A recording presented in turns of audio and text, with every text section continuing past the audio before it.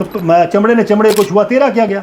अगर उन्हें वास्तविक रूप से पश्चाताप हुआ है कि मैंने गलती की है और उन्होंने माफ़ी मांगी है तो ठीक है, वरना माफ़ी क्या, ऐसे राजनीतिज्ञ लोगों के माफ़ी क्या और माफ़ी का अर्थ क्या, ये भी एक शाब्दिक अर्थ है। हो सकता है ये भी प्रचार पाने का भी एक तरीका भी हो सकता है। ऐसा ना हो कि कहीं आपका ही खुदा आप पर नाराज़ हो जाए, आपका ही अल्लाह आप पे नाराज़ हो जाए। और अल्लाह का अर्थ क्या होता है?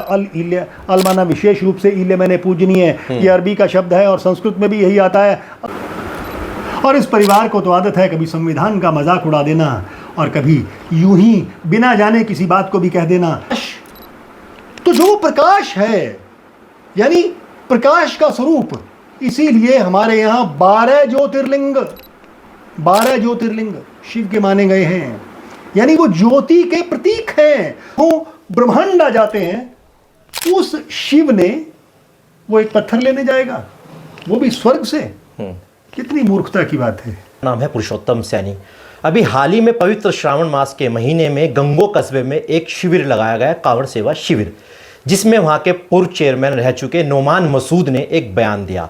थोड़ा सा बयान मैं आपको बता दूं। बयान के अंदर नोमान मसूद साहब कह रहे हैं ये जो शिवलिंग है भगवान शिव इसको स्वर्ग से लेकर आए, जो कि एक पत्थर है। और इसको अगर देखा जाए तो हम लोग इसको हजरे अस्वद भी कहते हैं। तो इसको लेकर तमाम धार्मिक गुरुओं और तमाम धार्मिक मौलानाओं में अब जंग छुट चुकी है। और इसी मुद्दे पर बात करने के लिए मेरे साथ मौजूद हैं वरिष्ठ समाज सेवी एवं आचार्य महामंडलेश्वर श्री संत कमल जी। पहले तो आपका संत कमल किशोर जी हमारे चैनल पर बहुत बहुत स्वागत है। आपके चैनल के दर्शकों को भी हार्दिक नमन, हार्दिक स्वागत, अभिनंदन।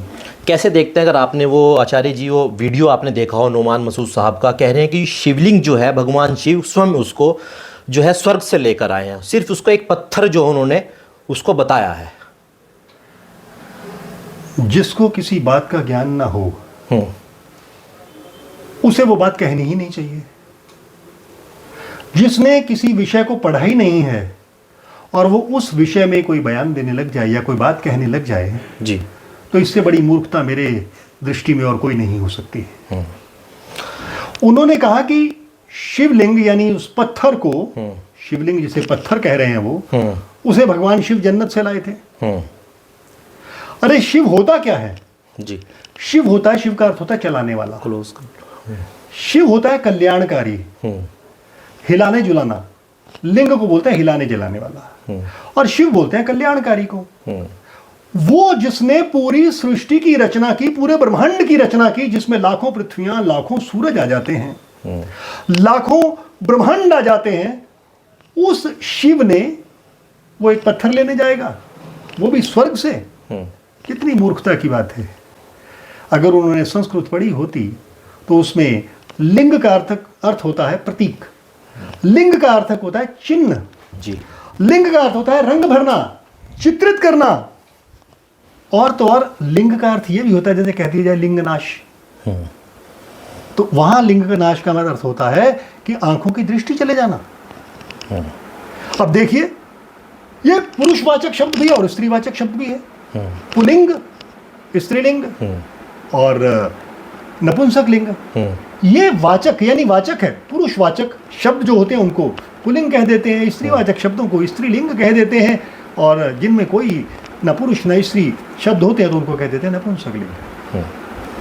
अब उन्हें जब लिंग शब्द का अर्थ ही नहीं मालूम कि यहाँ क्या अर्थ है तो उन्हें ये बात कहनी नहीं चाहिए थी। अब आप बड़े ध्यान से सोचें कि आत्मा ज्योति स्वरूप है, भ्रिकुटी में रहती है, आंखों के बीच में रहती है, इसीलिए हमारे यहाँ कपाल क्रिया की जाती है मृत्यु के बाद। कोई चीज़ है जो इस शरीर से चली जाती है, यानी ज्योति कुछ निकल जाती है और बाकी का शरीर शव के रूप में रह जाता है, इसीलिए कहते हैं अरथी।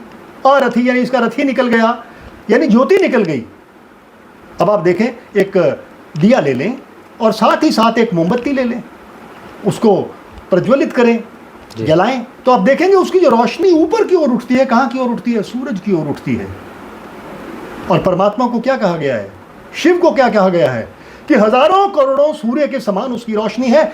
अंग्रेज लोग भी कहते हैं गॉड इज लाइट, रोशनी है। मुसलमान भी यही बात कहते हैं कि वो प्रकाश। तो जो वो प्रकाश है, यानी प्रकाश का स्वरूप, इसीलिए हमारे यहाँ 12 ज्योतिर्लिंग शिव के माने गए हैं। यानी वो ज्योति के प्रतीक हैं। आप देखें कि शिवलिंग का आकार भी ज्योति की तरह बना हुआ है, जैसे दिए में एक ज्योति रखी हो और ज्योति के आकार का बना हुआ है। इसीलिए इसे निराकार भी कहते हैं और इसीलिए इसे साकार भी कहते हैं, क्योंकि साकार हम देख पाते हैं, उस ज्योति के सूक्ष्म स्वरूप को, छोटे से स्वरूप को हम देख पाते हैं, और उसका तो स्वरूप ही विराट है, हमारी आंखों में नहीं समा सकता। वैसे ही जैसे एक गिलास पानी को अगर आप चाहें तो एक बाल्टी में तो डाल सकते हैं, लेकिन क्या एक बाल्टी को एक गिलास में डाल सकते हैं? बाल्टी के पानी को गिलास में डाल सकते हैं? नहीं डाल सकते। लेकिन वो तो अथाह है, अनंत है। उस अनंत शिव को कैसे मैं अपनी बुद्धि नहीं भर सकते? इसी तरह से परमात्मा शिव अनंत है, अथाह है। उसको हम अथाह समंदर को किस तरह से अपने छोटे से दिमाग में डाल सकते हैं? तो नुमान मसूद का दिमाग तो एक छोटा सा, बहुत सूक्ष्म सा दिमाग है, उसमें इतनी बड़ी बात कैसे जाएगी? जा ही नहीं सकती। और वैसे भी इस परिवार को एक आदत है कभी संविधान का मजाक उड़ा देना, और इस परिवार को तो आदत है कभी संविधान का मजाक उड़ा देना और कभी यूं ही बिना जाने किसी बात को भी कह देना जो कि नहीं कहनी चाहिए। अगर किसी के भी धर्म पे आक्षेप आता है तो वो एक जुर्म है, ऐसा नहीं करना चाहिए।